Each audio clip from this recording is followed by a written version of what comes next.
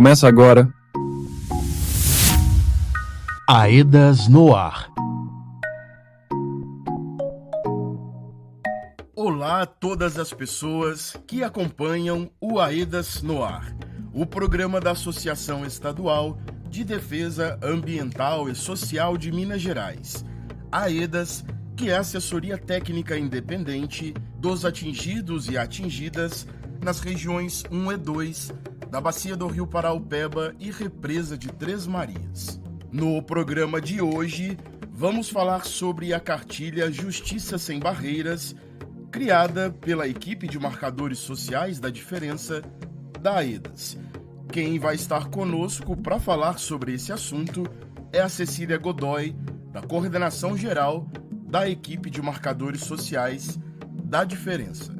Antes de começar o programa, sempre fazemos memória das 272 pessoas que perderam suas vidas naquele dia 25 de janeiro de 2019 e renovamos o nosso desejo por justiça e reparação. Eu sou Lucas Jerônimo e este é o Aedas no Ar. Você está ouvindo Aedas no ar. No programa de hoje, quem nos acompanha é a Cecília Godoy, coordenadora geral de marcadores sociais da diferença da Aedas. A gente vai falar também como foi a formação em direitos humanos realizada no dia 21 de junho em Brumadinho e Betim. Olá, Cecília, seja bem-vinda ao Aedas no Ar. Olá, Lucas. Obrigada pelo convite. É um prazer imenso estar aqui hoje falando com as pessoas atingidas. Hoje vamos falar sobre uma ferramenta que nasce da luta por justiça. A cartilha Justiça Sem Barreiras, o impacto dos marcadores sociais no acesso à justiça no contexto da reparação integral. Cecília, para a gente começar a nossa prosa, você pode explicar para os nossos ouvintes o que motivou a criação dessa cartilha? A criação da cartilha, com esse conteúdo que vocês vão estar recebendo, vem do desejo de refletir um pouco sobre o direito à defesa. A gente sabe que a gente está em um processo judicial onde a gente tem exposto, todos os meios e mecanismos que a empresa poluidora traz aí ostensivamente para o território. A partir dessa série de danos sofridos, o que a gente tem acompanhado, e é o nosso papel enquanto assessoria técnica independente, é de construir condições de defesa para as pessoas atingidas. A cartilha fala sobre os marcadores sociais da diferença. Vocês destacam grupos como mulheres, população negra, pessoas com deficiência, população LGBT, QIAPN+, entre outros. Por que é importante olhar para esses marcadores e vulnerabilidades no contexto da reparação, Cecília?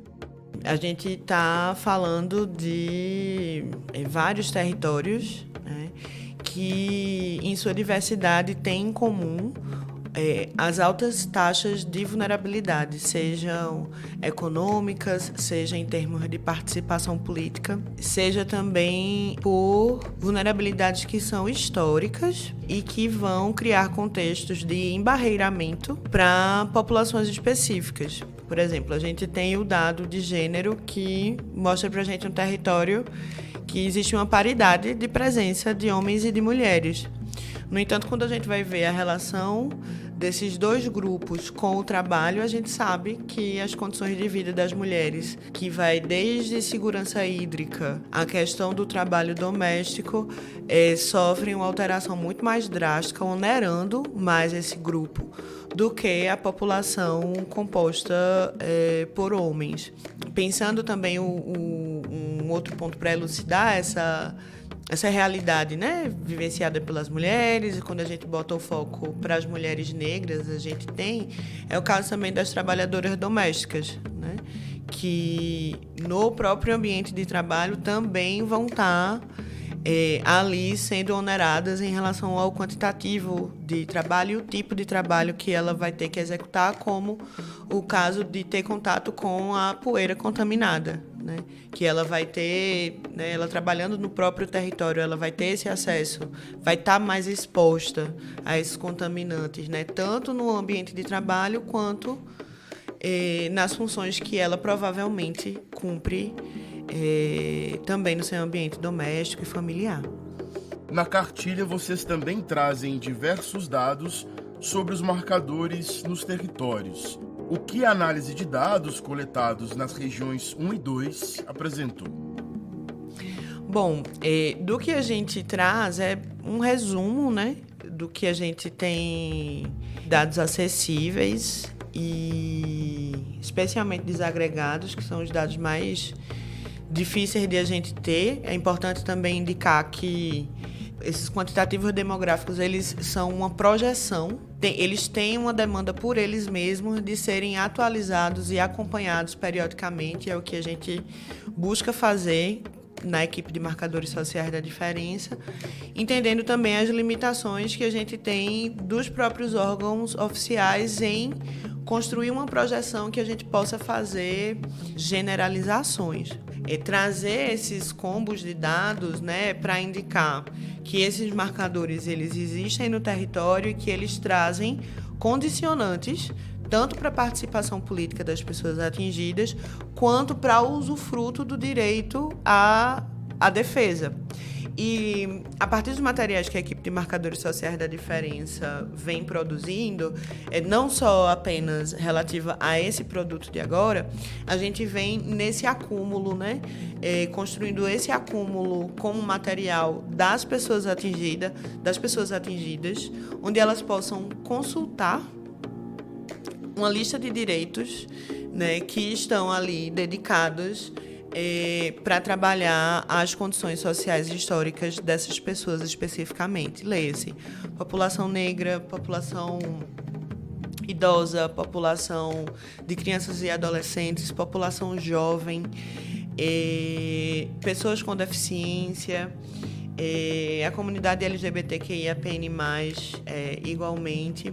E aí, ler as características, né, demográficas de um território é ler a história do território e traz para a gente a possibilidade de entender por que as coisas acontecem como elas acontecem. E nesse caso a gente está falando sobre o rompimento de uma barragem, né, que, enfim, traz a óbito 272 pessoas e contamina as diversas frentes de existência e de modos de viver de um território.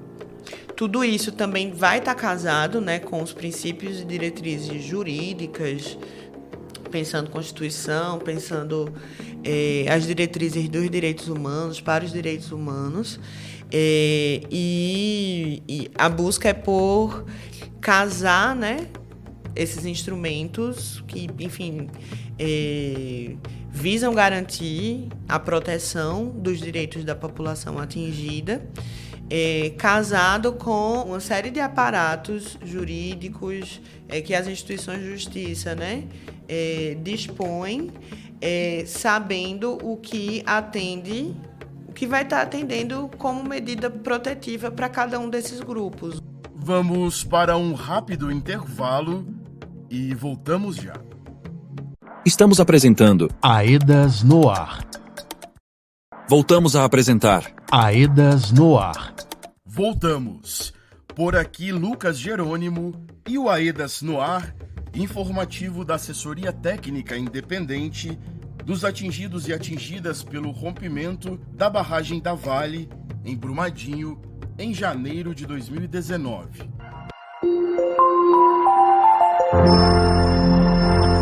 Giro de notícias. A formação em Direitos Humanos aconteceu no dia 21 de junho, nas regiões 1 e 2, e foi um espaço participativo, coletivo, de aprendizado e fortalecimento político das comunidades atingidas. O comunicador Douglas Kessen traz as informações. Olá, Lucas. O objetivo do espaço foi oferecer informação acessível e crítica, dialogando com o conteúdo da cartilha e promovendo o protagonismo popular no processo de reparação. Na região 1, o encontro aconteceu na Pinacoteca de Brumadinho. Já na região 2, a formação ocorreu na Escola Municipal Frei Gruth, em Betim. As pessoas atingidas comentaram sobre a formação. Vamos ouvir Shirlene Gerdequim. É importante para a gente, nesse processo de reparação, a gente não esquecer de estar dando prioridade para esses grupos, né? Porque num ambiente desse de crime, né? Onde teve esse rompimento, no nosso caso aqui de Brumadinho, a gente tem que levar em consideração esses grupos que, historicamente, são mais sofridos, né? Agora vamos ouvir Maria Goretti. Essa cartilha está sendo muito importante, não só para mim, mas para toda a comunidade, para a gente saber quais os direitos que a gente tem, quais os deveres também, né? Porque não é só direito.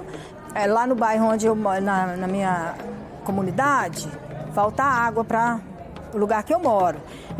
Iridiane Seibert, gestora da equipe de marcadores sociais da diferença na AEDAS, comentou sobre os objetivos dos trabalhos. O objetivo nosso aqui hoje foi dar instrumentos para as pessoas atingidas, para fortalecer a organização das pessoas atingidas, para se fortalecer enquanto sujeitos de direitos, né? E nesse sentido a gente abordou as temáticas do acesso à justiça e à defesa a partir dos marcadores sociais da diferença, trazendo, né, um pouco desse histórico do nosso país e como isso se reflete aqui no contexto do rompimento da barragem.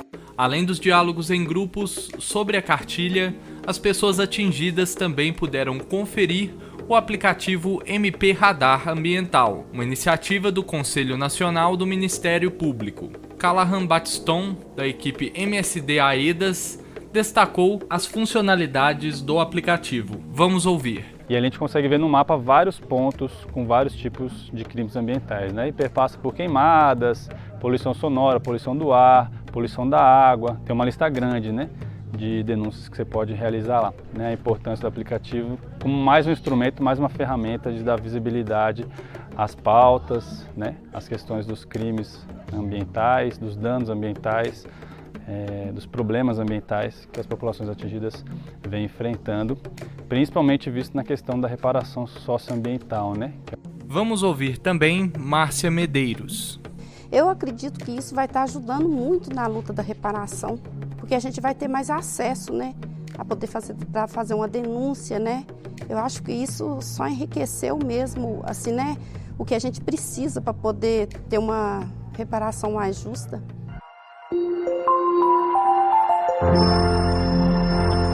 Giro de notícias. Muito obrigado, Douglas. Hoje, o AEDAS no Ar está falando sobre a cartilha Justiça Sem Barreiras. E para isso, a gente está recebendo a Cecília Godoy, da coordenação da equipe de marcadores sociais da diferença da AEDAS. A gente segue nessa prosa.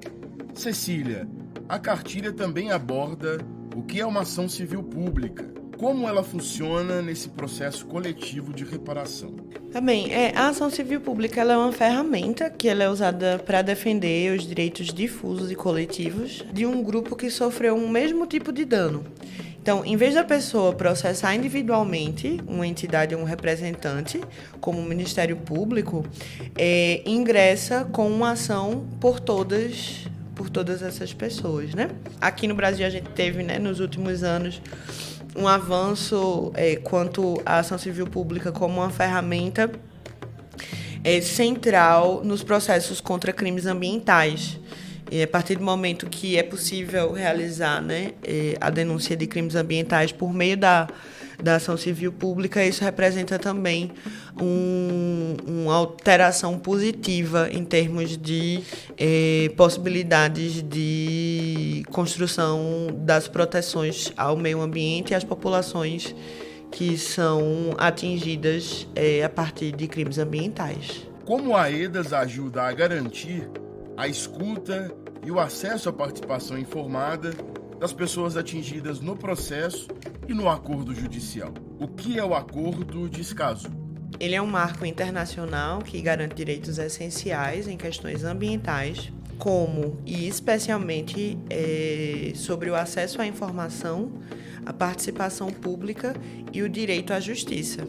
Por isso que trazer sobre esse acordo é algo que foi central para essa cartilha que está sendo lançada, porque ela diz respeito tanto às questões relativas ao acesso à informação. Um outro ponto importante é a proteção que ele vem a conferir aos defensores de direitos humanos e ambientais, que com frequência enfrentam ameaças, né, no exercício de suas atividades.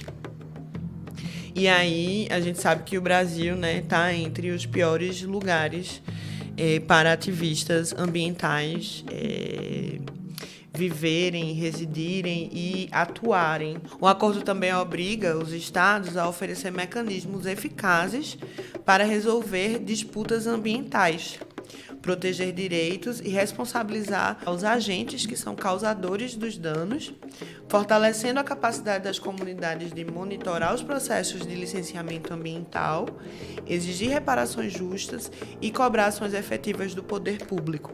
Cecília, e para quem está nos ouvindo e precisa de respostas sobre a garantia por direitos, a justiça sem barreiras é um sonho distante ou é uma construção possível? A gente tem a defesa das assessorias técnicas independentes, tornando essa construção possível como uma resposta que pode ser dada no sentido de fortalecimento de todos e quaisquer mecanismos que busquem a proteção dos direitos humanos e dos direitos ambientais, que a gente sabe que não são divididos, né? Todas as questões ambientais dizem respeito às questões humanas, as questões humanas dizem respeito às questões ambientais. Como as vulnerabilidades e desigualdades elas são históricas, a gente ainda não sabe indicar em qual geração, né, a gente vai ter o livramento dessas desigualdades, dessas iniquidades. Então, a gente entende que está numa construção possível de um sonho distante, né? Onde as pessoas podem acessar a cartilha? A cartilha ela vai estar disponível online, ela vai estar impressa também. E aí, quem tiver interesse, né, em ter uma ferramenta para consulta, para melhor entendimento, né, sobre as partes que constituem o processo judicial, seja ele individual, seja ele coletivo, seja também no que a gente está construindo a passos lentos, né, para que a justiça ambiental possa ir sendo consolidada, né, aqui no estado de Minas Gerais, nos municípios atingidos e em nível nacional também. Ei, Cecília, estamos encerrando por aqui. Muito obrigado pela sua participação aqui no nosso programa. Obrigada, Lucas. Nosso muito obrigado a você também que nos ouviu até aqui. Uma ótima semana, um grande abraço a todos e todas e até a próxima. Este programa é produzido com recursos provenientes do Acordo de Reparação. Honramos a memória das 272 joias ceifadas no rompimento da barragem da Vale, em Brumadinho. Esta edição teve produção de Diego Cota, Lucas Jerônimo e Valmir Macedo. A edição de áudio é de Douglas Andrade. O design gráfico do programa no YouTube e nas nossas redes sociais é de Aleph Rodrigues. A coordenação da equipe de comunicação é de Elaine Bezerra, sob a gerência de Diva Braga, gerente geral de participação informada do projeto AEDAS para a UPEBA.